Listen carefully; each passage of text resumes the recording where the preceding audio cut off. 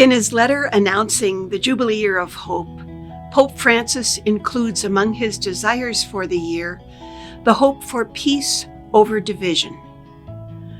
Our prayer and hope for peace is usually motivated by the absence of peace in places of war, violence, mistrust, harm to vulnerable people, and overall disregard for the rights and beauty of the people of the world. However, the hope for peace might be present, as we say, closer to us, closer to home. Peace over division may seem impossible, but this year of Jubilee can be an invitation for us individually, in our families and communities, and everywhere to take this call to heart. We may have to think about how we respond to division and differences, or conflicts, and how our response can be a source of peace rather than a cause for deeper division. One of the songs we sing at Mass on occasion is entitled, "Open Our Hearts." In that song, we ask God to open our hearts, our eyes, our ears, that we may see one another and hear the message of peace, hope, and charity that Jesus calls us to in our Christian way of life. When someone has a different way of looking at a situation, it doesn't necessarily mean that their way is right or wrong, or that my way is right or wrong, or that I have to change my way of thinking. But it simply means they have a different way of dealing with the realities we hold.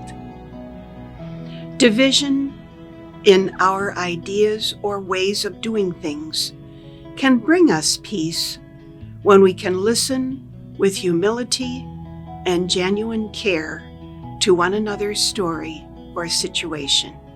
Throughout history, we have seen that struggle for peace over divisions, always attempted to be solved with ways of war and struggle, where the more powerful have the upper hand. Sadly, division remains, and no peace is achieved.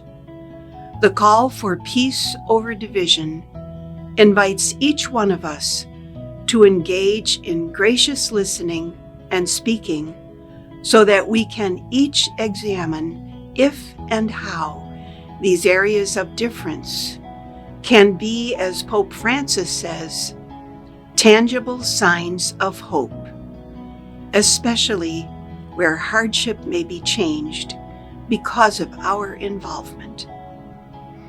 As we walk together through these days of the Jubilee year, I know that I'll be watching for the ways in which I can be a source of peace over division.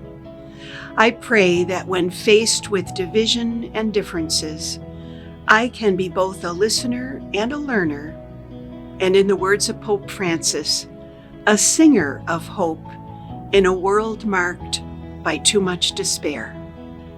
Where in your life do you see areas of division? Do you turn away from them, or can you embrace them with a spirit of trust and hope?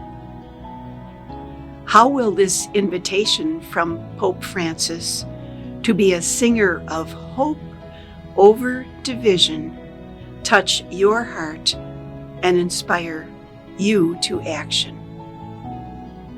What seeds of the gospel message of peace and care and concern and peace over division will you plant and water and harvest in this year of Jubilee?